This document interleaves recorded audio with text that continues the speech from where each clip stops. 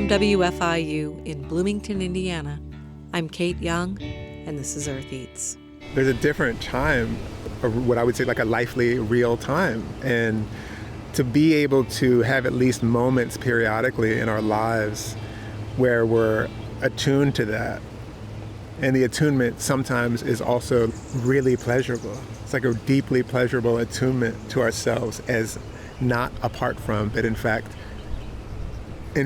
life as life. This week on our fourth episode of Earth Eats, Eats Wild, Ross Gay and Tracy Branam explore the potentially transcendent experience of wild berry picking, contemplating memory, time, and maybe even life itself. That's all just ahead. Stay with us. I'm Kate Young. Thanks for listening to Earth Eats, Eats Wild, our special series on foraging for wild edible plants. Every forager has their own motivations for hunting for wild food. Some of us love the adventure, the treasure hunt, veering off the beaten path in unfamiliar territory in search of something special. Some of us love the way it puts us in touch with the seasons and with the place where we live. For some of us, it's flavor. Once you've tasted a morel, its delicate woody notes and melt-in-your-mouth texture, you don't forget it. It's what gets you out of bed on an early spring morning for a slow walk on a wooded slope, studying the gray leaf litter for a strange, dappled form. If you've ever tasted a wild strawberry, you'll know what I mean when I say that flavor can be a huge motivator. Fresh, homegrown strawberries already have a much better flavor than the huge, ultra-red, bland store-bought varieties, the ones that are cultivated for size and color or for how well they hold up to being shipped thousands of miles away. My garden strawberries have a tart and bright flavor, and I savor every vine-ripened red nugget I manage to harvest before the robins and slugs can get to them. But a wild strawberry, that's something else entirely.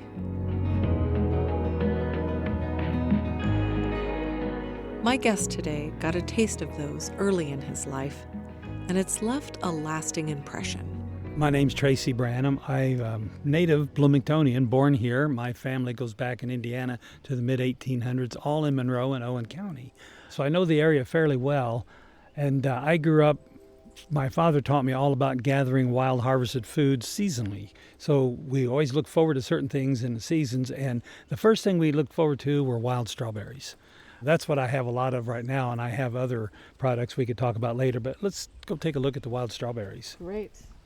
And where are we right now? We're in eastern Greene County, just about 2 miles from the Monroe County border, south of the little town of Hendricksville. That is my dog, who can't hear and barely see, so she'll bark and won't get quiet because she won't listen. But at any rate, what we've got here is, I bought this place in 1993, so we've been here 31 years. What I like to do was try to grow as much edible wild native foods as I can. And the wild strawberries, I decided to plant on a bank of my pond, which we have over here, about 1/5 of an acre pond, which is just a dammed up gully. And there was a lot of non-native ground cover like periwinkle was growing there. So I pulled it all up, and I thought I needed to put something. And I got some wild strawberries from a logging trail in Morgan Monroe State Forest just before they were going to do some new logging. So I knew they were going to redo the trail and destroy all the plants. So I just brought 1.5 dozen home, tried to plant them down by my mailbox, but they didn't do well. So I went ahead and pulled up this ground cover and then thought I'd plant them here, and they have spread dramatically. Wow. So I'll show you what I've got. I have actually 2 kinds of strawberries. This end is a cultivated variety. They get bigger. My dad gave them to me before he passed away. But down at this other end, and there's my cat who's guarding them. Aww. You can see as you look through here all the little red berries. Wow. These are wild strawberries that you're seeing in here. She's sitting there, and all those are wild strawberries. All of this going back this way. Some real up close right in here that you can see. These are the wild strawberries. Here you go. Try one. All right. They're not as sweet, but they're a really strong flavor. No, I totally remember that flavor. It is. I really, have it's a had. burst. It really is. It's incredible. But Wow. yeah, you can see that the patch goes down to the pond. So it goes from here all the way down, and it goes back. That's a blueberry bush that I have growing there. So it grows around the blueberry bush. So all of this bank is nothing but wild strawberries all the way down here. And I get, the best I've ever gotten out here is 3 gallons. Did it 2 years in a row. And that was actually during COVID when I was home, able to gather the berries. But now that, she won't bother you, but now that I go back to work, the wildlife get more of the berries, so I've only been able to get about 1.5 gallons out of it. So, Well, it looks like there's a lot on here. They don't seem to be getting eaten. no, not yet. The first one who'll find him is a possum, and you'll know of the possum because it just leaves a trail, and it's not really terribly destructive. It just walks the trail and eats them as it goes through and just moves on. So we get along pretty good.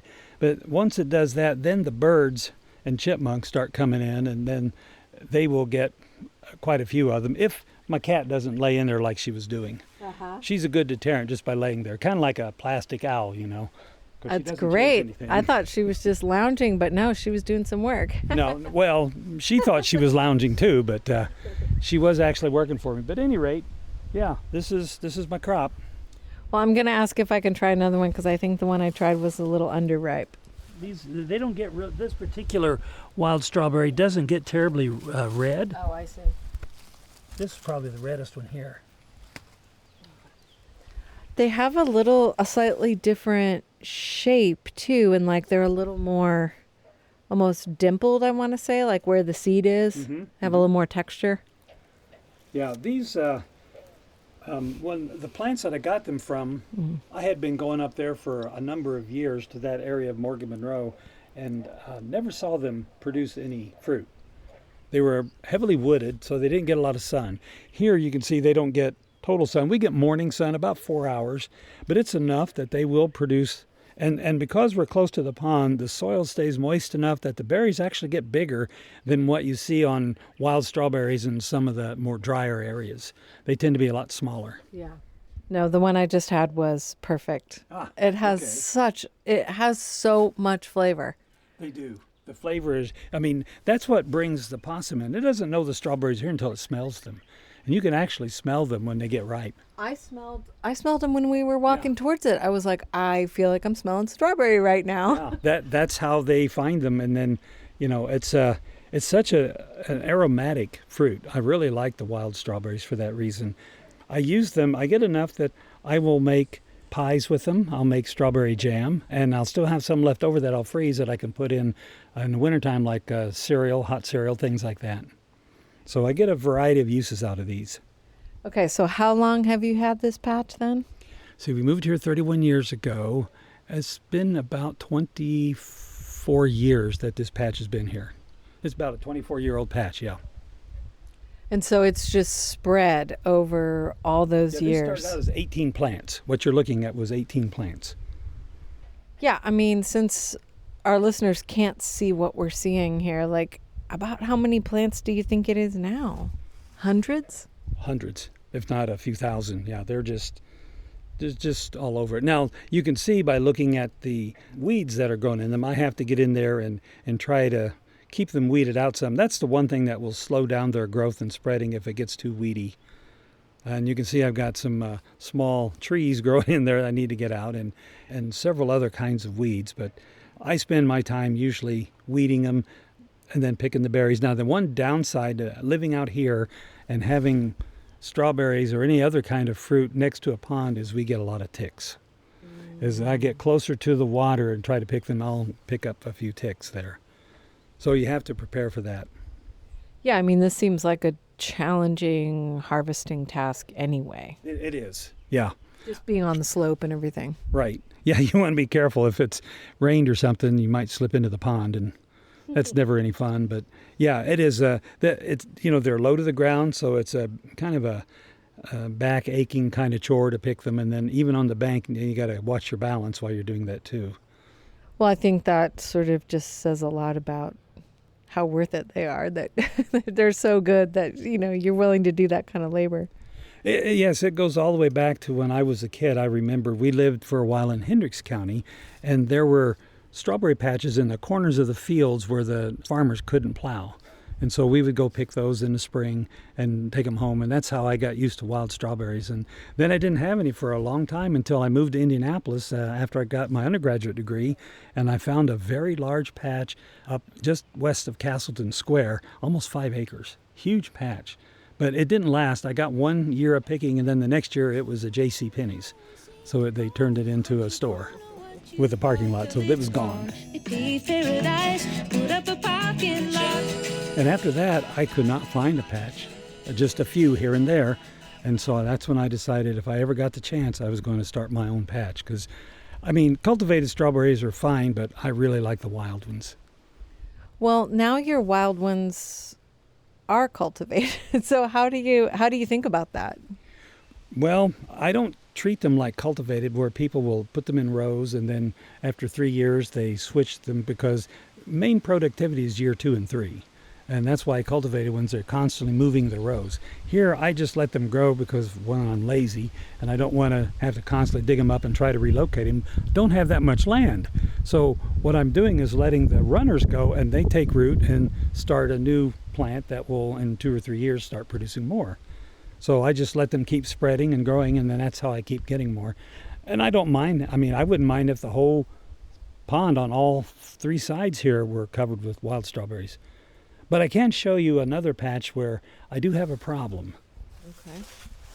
We headed out away from the pond and back towards the driveway. We stopped near the edge of the drive in a slightly wooded area. Yeah, but see this strawberry patch here? These are the wild strawberries, but look how the tops are bitten off. They have been bitten what's off. that all about? Deer. Yeah. I have deer that they're not afraid of the dog. They just laugh at her. So they come through. I have another small, like this patch, another small one down there. They've already mowed the tops off, and they're getting closer. They're mowing the tops off here now. They've even hit these black currants. I have a few black currants, and look at the tops of these. They're all bitten off. Huh. But they don't come over there, and is that probably partially because of the pond and stuff and the slope? Well, I think it might be, although I've seen them on this side of the pond, but it's also possibly these tall plants right here. Tracy had a theory. The deer weren't eating the strawberries by the pond, but the other places he had them, the deer had mowed them down. The tall plants he was pointing to turned out to be a stand of spearmint, which has a very strong aroma. Oh, it's the mint. Spearmint, yes. They don't like it, huh? Like it. Yeah, they won't eat any kind of mint plant. And having them here, kind of like a barrier, keeps them from wading through there because they think they're dealing with mint. Tracy seems to have discovered a natural deer repellent. Wow, your rhubarb looks really good too. Well, I've already made a strawberry rhubarb pie too. I made it for Mother's Day, and my mother loves it, and where she's staying at this nursing facility, I got a lot of orders to give to pieces to everybody else too, so it went fast. I bet. Yeah, it is one of my favorite pies. I always look forward to it. Of course, I'm a seasonal person. I like pies in season. So after this, strawberries, then we get into cherry. I got a few cherry trees. And yeah, I saw that cherry tree over there. It's loaded. Yeah, they won't last, though, because the birds love them. We also have gray squirrels all over the place, and they like cherries, too. Yeah, that's who gets our peaches, is the squirrels. Yeah. This is my grape that's growing here amongst, what is that, clematis. I need to fix it up. I had it all set up, and then I had a tree fall right through it. Oh. So I got to get back in here and fix it back up to where they'll grow up instead of spreading out. Okay, so are those like a Concord or something, or is that a wild? No, they were supposed to be a seedless grape. Not a Concord, but I think they're supposed to be a red seedless grape, but they're not seedless. Didn't come out that way, but they taste pretty good otherwise. Now, I have harvested wild grapes before. The most common one at my in-laws' place, they have a property south of the Starlight Drive-In, and they get wild grapes growing there. A variety is known as river grapes. Usually people think of fox grapes, but they're not as common in that area. The river grape is more common. And I used to make wild grape jelly with that. There is a secret to making it, and I used to sell it at the farmer's market, and it was so popular that I couldn't keep it there. But mine was different because a lot of people, when they make grape jelly, they will like cook them down or something and to get all the juice out. But the problem with that is you also get the sediment that comes with these river grapes. Not all grapes have that, but the river grapes do. And the sediment, if you don't let it settle out, it'll make the grape jelly dark and stronger, almost bitter if you don't get enough sugar in it. Mm-hmm. But if you let that settle out and decant off the liquid, you get this clear, pale, lavender-colored, very delicate flavored jelly. That sounds so good. I mean, I like wild strawberries, but I feel like the fox grapes, wild grapes just taste so good. There's nothing like that. Yeah, I'm not a big fan of Concord grapes, but the wild grapes, yeah, I agree. Well, there's so many things about the wild foods that just have just a slightly different but better flavor, it seems like. I'm not sure what it is. Yeah. It's, everything, whether it's raspberries, strawberries, grapes, maybe nuts. I mean, you name it. I think the wild ones, I love the flavor more. You may have to do a little bit more work to get them, but to me it's worth it. I really like to do it. And you can see that, I've set up to give myself more work. Speaking of work, Tracy Branam works in the geology department at Indiana University. I asked him about his job. I'm a research geologist. My specialty is geochemistry, mostly with water, but also with minerals, so I do a lot of work. Originally I was trained as an economic geologist looking for mineral deposits, but here in Indiana, I turned that into sort of an environmental geology work because a lot of the metals that we see, we don't necessarily want in the water, so I study various water chemistry issues with groundwater and some of the surface water, like in the coal mine region where we have a lot of acid mine runoff with a lot of metals you don't want. I've researched that, done the characterization, and helped the guys at the Division of Reclamation figure out the best way to actually reclaim the water to remove all these deposits and these minerals. So I worked in the reclamation side of things for about 25 years, and I've been doing groundwater since I started, and my latest project is characterizing spring water.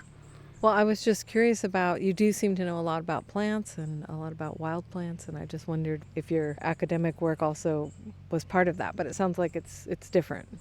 No, that's just primarily a combination of my living in the country, growing up that way, and my interest in the natural environment, sort of self-taught.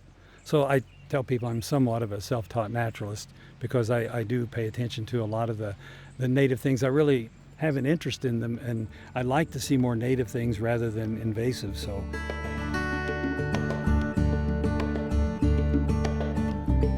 you said you'd like to eat seasonally. Could you say a little bit more about that? What it is about wild food that appeals to you? The thing about it is you look forward to it because it's got a very strong, unique, and enjoyable flavor. Wild strawberries. So, I look forward to strawberry season. Then we get into raspberry season. Raspberry pie is outstanding, especially with homemade ice cream. Same thing with blackberry. I think, to me, the perfect summer dessert is blackberry pie with homemade ice cream on the side.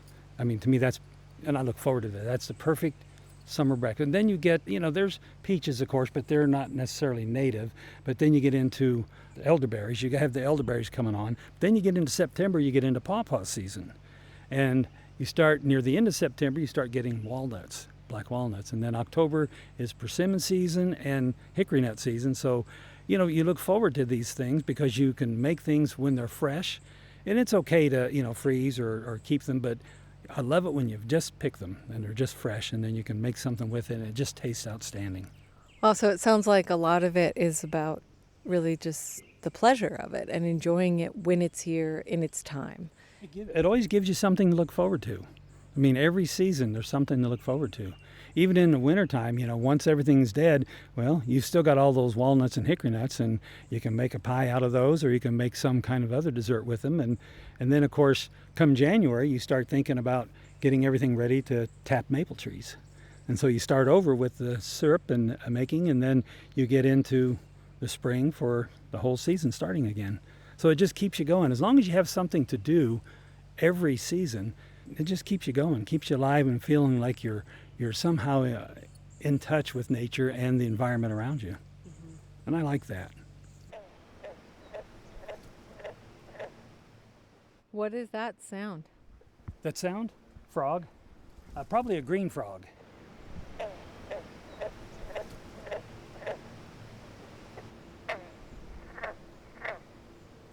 Listening to green frogs in the wild strawberry patch at the edge of the pond.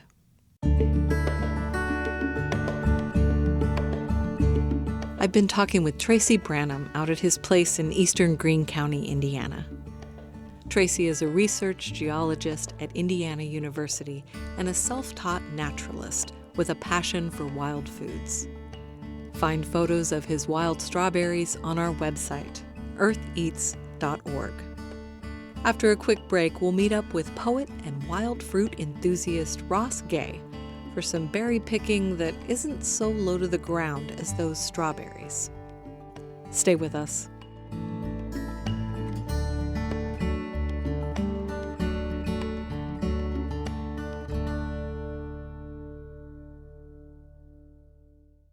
Welcome back.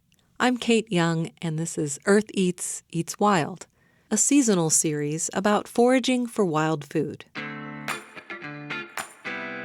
In her book, Braiding Sweetgrass, Potawatomi botanist Robin Wall Kimmerer tells the story of a wild strawberry field from her childhood and how she came to understand gift economies through wild berry picking.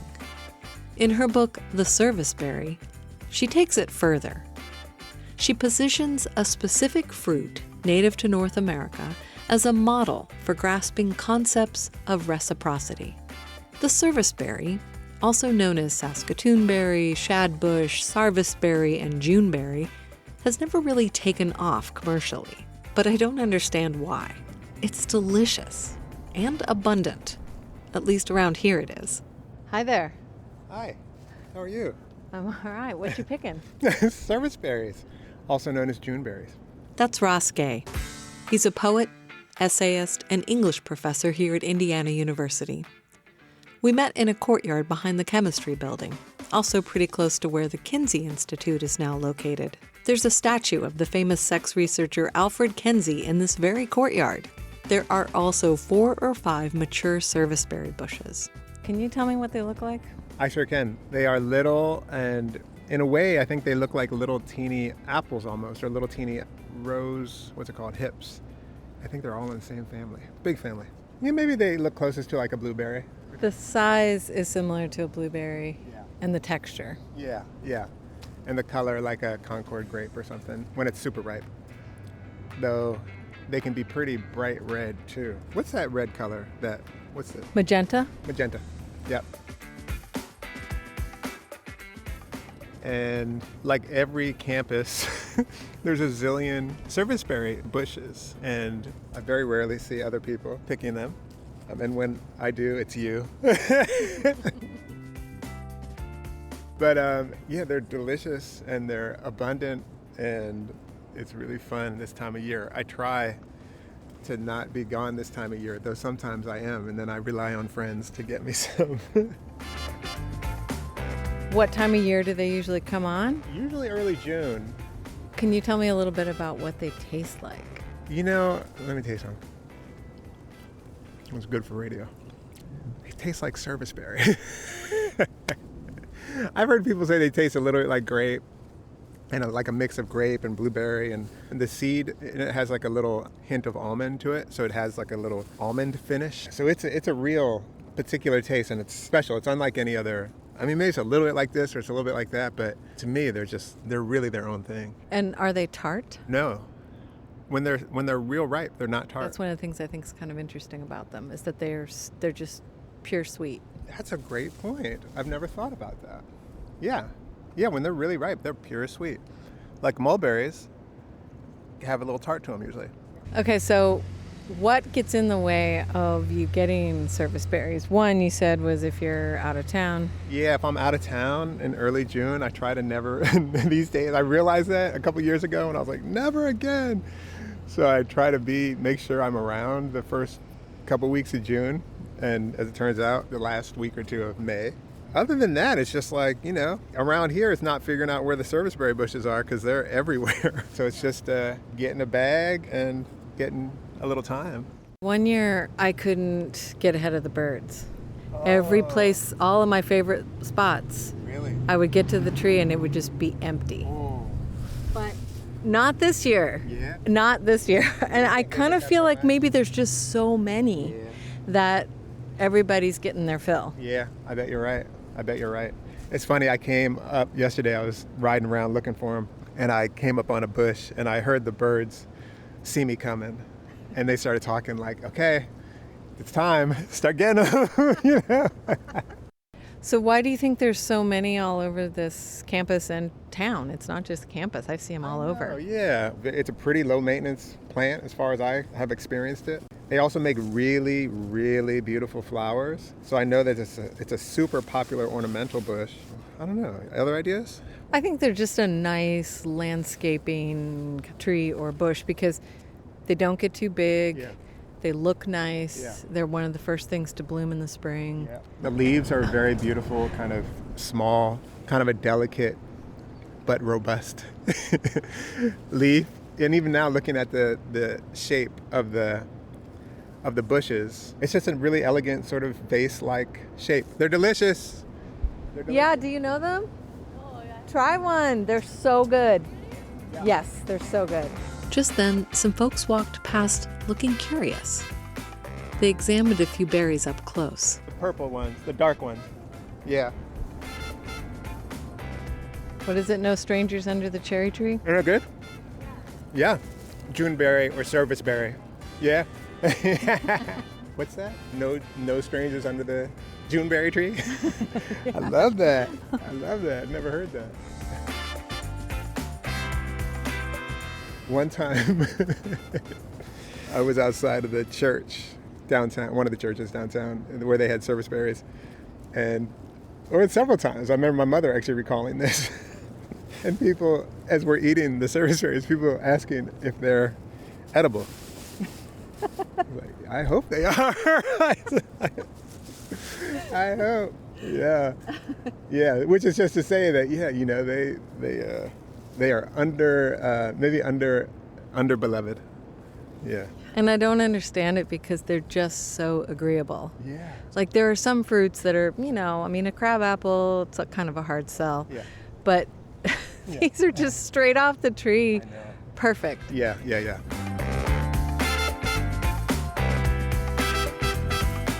I know you make a jam with them. What do you use them for? Oatmeal, put them in oatmeal, throw them in smoothies. I just like to eat them. Yeah. Do you freeze them? Yep, freeze them.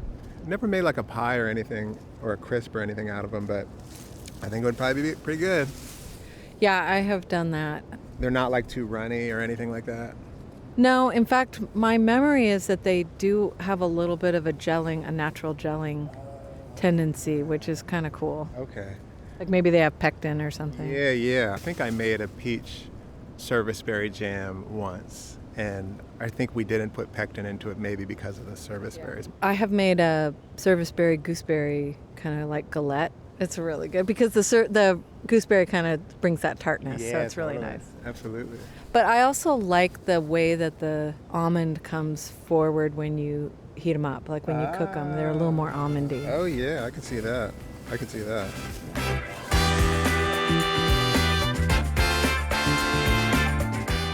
What do you know about the name serviceberry? What I have heard is that, if I have this right, that they bloom at the time when the ground thaws enough to have your funeral services for those who died in the winter or something like that. When the ground was too hard to cut into. June, I guess June when they bloom, or when the fruit's ready, maybe. Yeah. Is that what you've heard for the serviceberry part? I've only heard the service part from you. Oh, really? I was spreading that around. No, it's very poetic. It's very poetic, But I was just actually riding over here thinking of our beloved Lucille Bertuccio, thinking of the stories that we get. And I was wondering, I was just thinking about, I wonder who was first sort of teach me about serviceberries, and Lucille may have been one. She's like an elder, and I wouldn't be surprised if she maybe is who I got that story from. We talked about Lucille Bertuccio with Stephanie Solomon in the second episode of Eats Wild. She's a legend among local foragers. Robin Wall Kimmerer in The Serviceberry also talks about the lore that led to the name. She says serviceberry is known as a calendar plant, which means it's very faithful to seasonal weather patterns. When it blooms, it's a sign that the ground has thawed and mountain roads are passable for circuit preachers who arrived in rural communities to conduct church services. She doesn't specify whether those services are funerals. This might be sort of a weird question, but I was wondering if you could talk a little bit about your emotional connection to serviceberries. Yeah, totally. Every time I think about this when I'm harvesting fruit, like every time I'm harvesting them or foraging, I'm thinking of who showed me. Always. And it's my friends Chris and Laurel who, I remember there's an amazing stand of serviceberries in front of the library. And they showed me 2 or 3 years after I moved here, that stand of serviceberries. I didn't know what they were. And we stood there and ate until we got sick pretty much. And so every time I pick serviceberries, I think of them.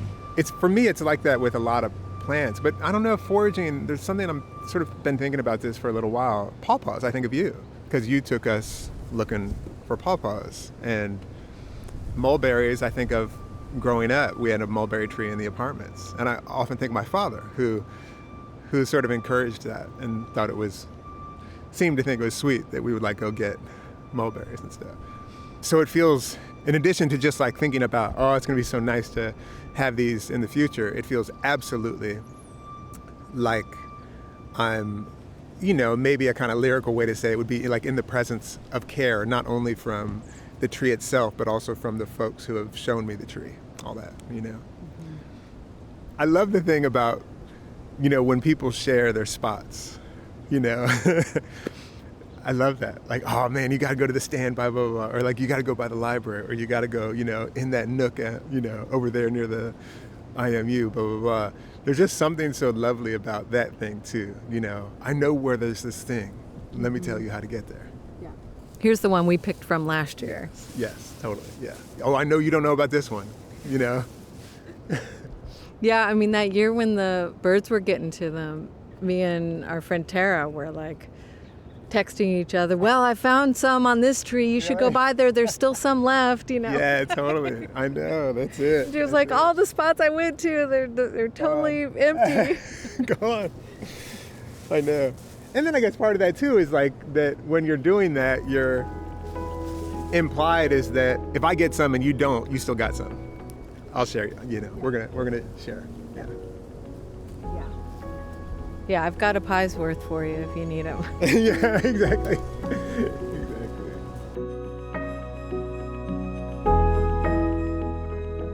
Some things that I forage, I do feel more protective of the spot. Yeah. Like if it's morel mushrooms, I don't really want to tell. Yeah. But serviceberries, I don't feel that way because there's always another stand of them somewhere else. Like they really, in this town, mm-hmm. They are just the epitome of abundance. Like, yeah, totally. And I know it's not the same as what's planted at the orchard. Like, these weren't planted with the idea of people coming by and harvesting them. Yeah. There may have been an idea about wildlife, right, and birds, feeding birds, right. And there may have been an idea about native trees, native plants, and I think that's all there. Yeah. But I don't think they were in the spirit of free fruit for all. Yeah, right. But that's just kind of happens to be the case. Yeah. Totally. If people know about them. Yeah. That's right. And it's like even those folks who just walked by and were like, oh, what is this? You can mm-hmm. eat that. That thing is that sort of incidental showing each other that happens so often. Like people like, wait, those are edible? That thing? Yeah, they're edible. Come on, they're delicious. See, I'm eating them. Yeah, they're delicious. That it's really like how we learn. Yeah, I just learned this last fall about the ginkgo seed, like the nut, and like what you can do with it. I mean, I knew that people ate them, but I just didn't know much about them myself. And then I was picking some up over on campus like in the fall. Yeah.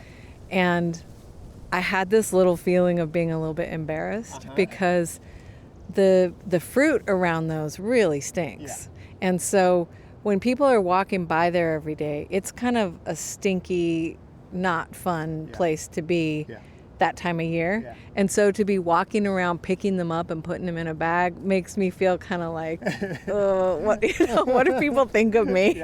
Yeah. I mean, harvesting itself is sort of, because it is so like, it is a little bit like, well, what are you doing?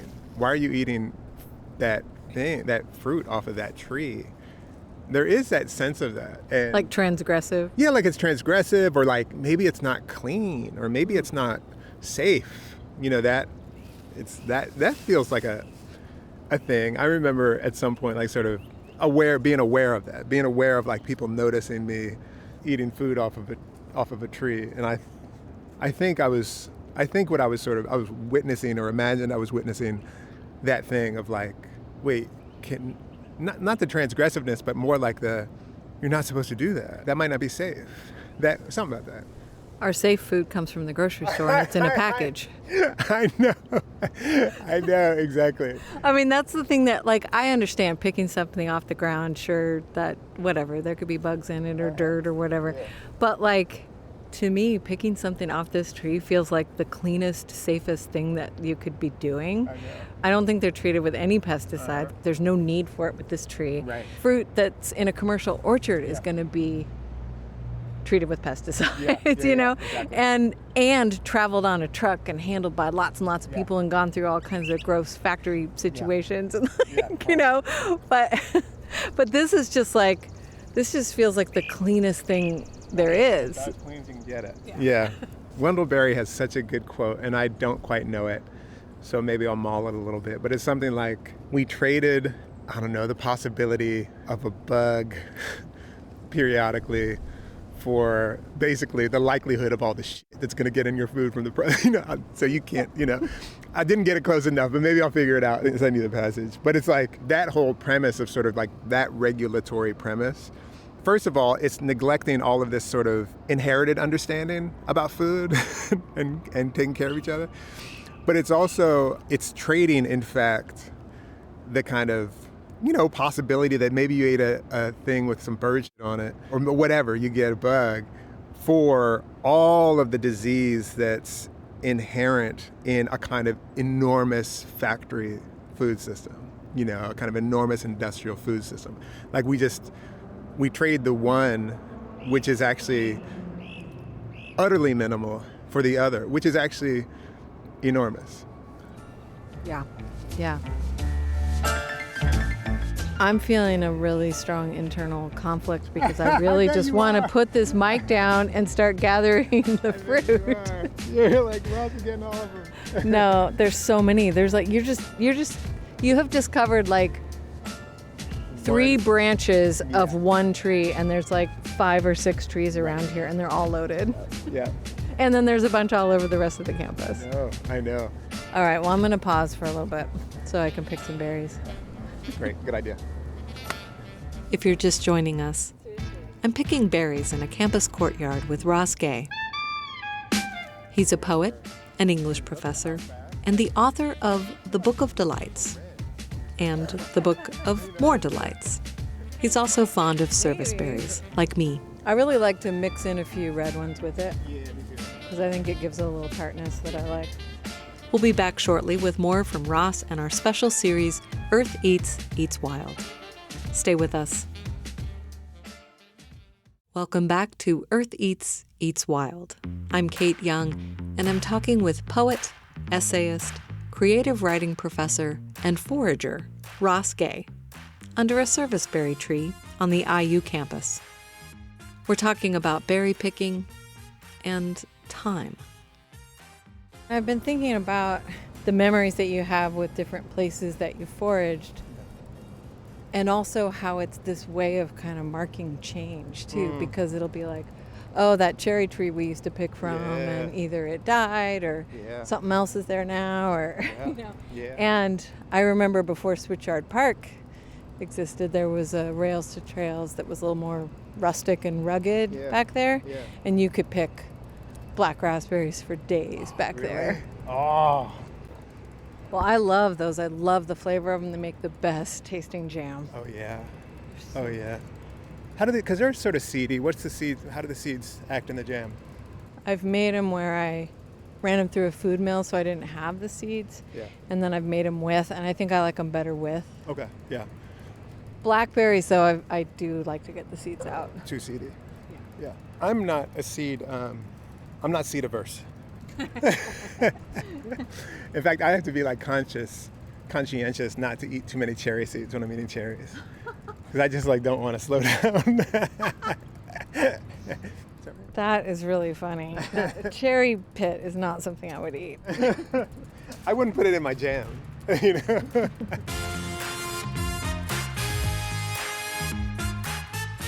How do you think foraging changes the way you kind of move through your environment, especially in the spring and summer? Yeah, well, I have eyes out for what might be delicious, you know, like totally. Like I'm thinking about, you know, if I see serviceberries, I kind of note it, or especially when they start to bloom, the flowers start to bloom in April probably.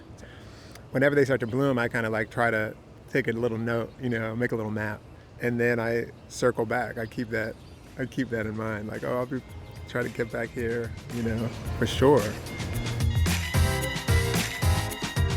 So you said you've always got your eyes open for what might be delicious, and I'm wondering why. Like, there's lots of delicious things, and you can just go get them when you want them. Yeah. What is it about this deliciousness that motivates that extra effort? Well, I think part of the thing is that there's the preciousness of it being here and then gone, and it being like not being connected to a kind of a system that, among many things, which are, you know, great, being that it can negate our actual relationship to and as life.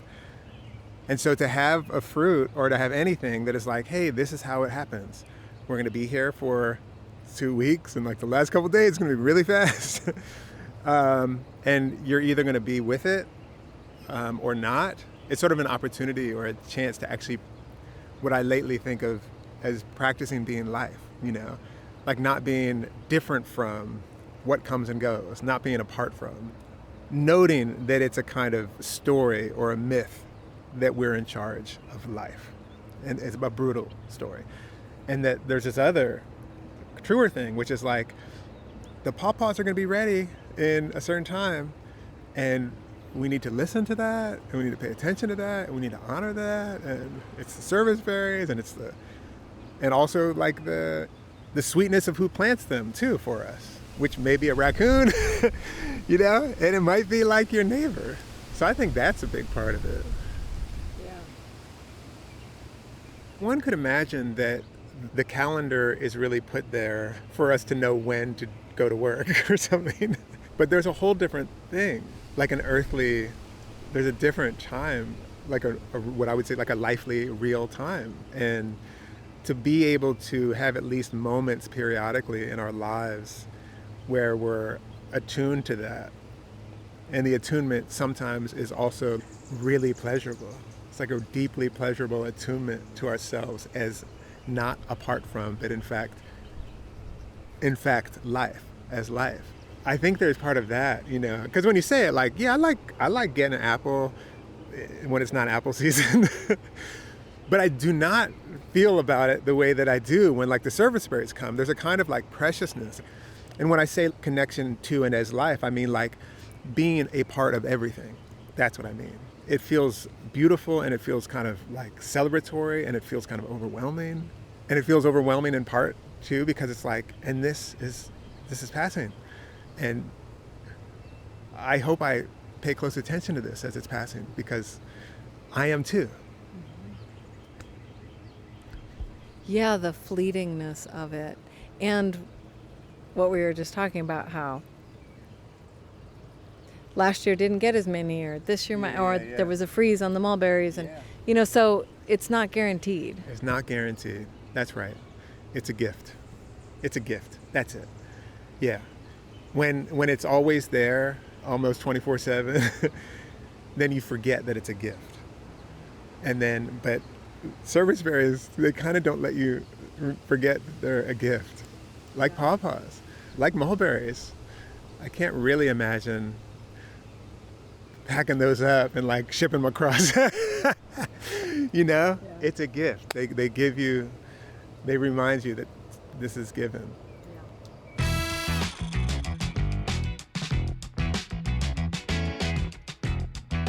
Towards the end of her book, The Serviceberry, Potawatomi botanist Robin Wall Kimmerer also reflects on how serviceberries teach us about gifting and about the transformational power that a foraging experience can have on a person. Here's a quote from Chapter 7.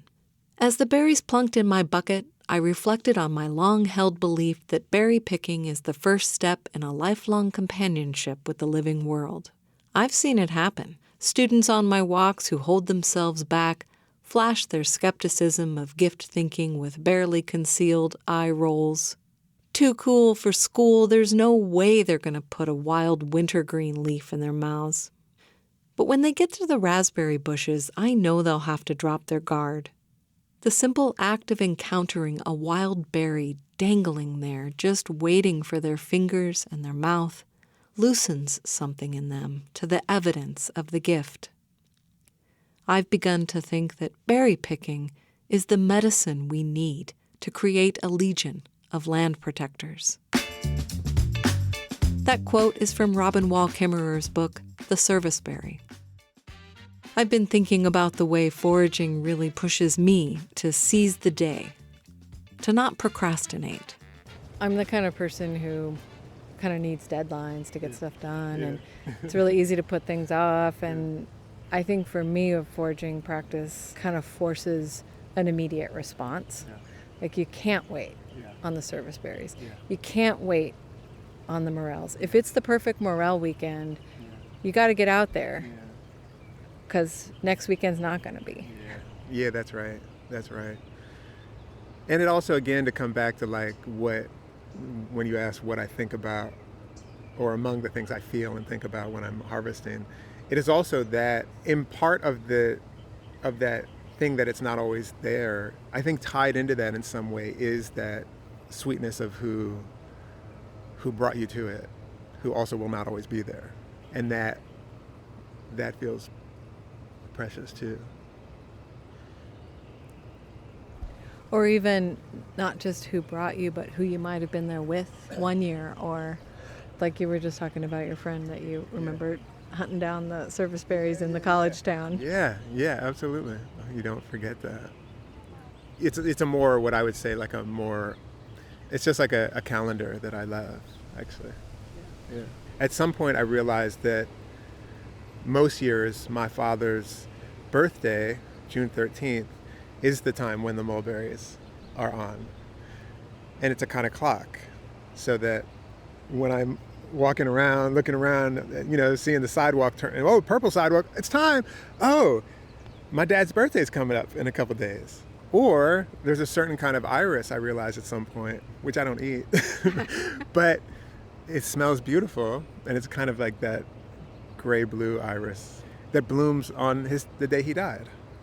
And those are these other calendars that I think they run concurrent and maybe more deeply than the ones that I most often follow. The academic calendar. Yeah, and such. Yeah. Well, thank you so much for spending time outside here with me. Absolutely, thank you. Yeah, we'll do more. Yep. That was Ross Gay, talking with me while picking serviceberries in May of 2024. Ross Gay is a poet, essayist, and creative writing professor at Indiana University. He's the author of The Book of Delights, The Book of More Delights, and Catalog of Unabashed Gratitude, among other books. You can find links to his work on our website, eartheats.org. This is the first of the Eats Wild summer episodes, and we shared this one a bit early to make sure that you still have a chance to get out there and pick serviceberries of your own, and wild strawberries if you're lucky enough to find a patch. It's also a great time to look for black raspberries. And don't forget mulberries. Just follow the purple-stained sidewalk and look up. The next Eats Wild Summer episode drops June 28th. That's it for this week's show. Thanks for listening, and we'll see you next time.